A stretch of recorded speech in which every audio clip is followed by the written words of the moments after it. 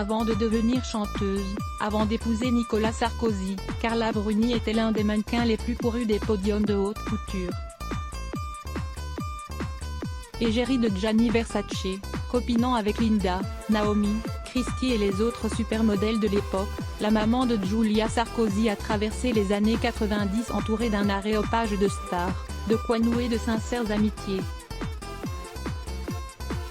L'ancien mannequin est d'ailleurs resté très proche de Farida Khelfa, ancienne figure des années Palace et protégée d'Assoudine Alaya, le célèbre couturier franco-tunisien a couvé les plus belles femmes des années 80. C'est notamment lui qui a permis à Naomi Campbell de grimper en haut des couvertures de magazines. La tigresse le surnomme d'ailleurs mon papa. Mais le styliste pouvait également se révéler farceur et sans chichi. Carla Bruni est conduite à l'Elysée par Assoudine Alaya vendredi 14 mai. Madame Figaro est revenue sur un drôle d'épisode mettant en scène le regretté couturier et celle qui est alors première dame. Après avoir brillé, guitare en main, Carla Bruni a en effet jeté son dévolu sur le président de la République, fraîchement divorcé de sa femme Cecilia.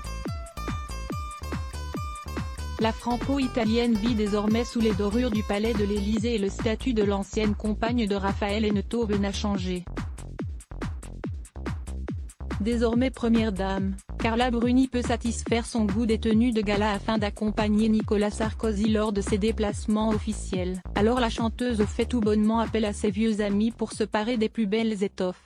Si les plus grands couturiers acceptaient de lui envoyer leurs créations directement, numéro 55 de la rue du Faubourg Saint-Honoré, Assoudine Alaya a refusé, quant à lui, de lever le petit doigt, a-t-on découvert dans les pages de Madame Figaro, vendredi 14 mai.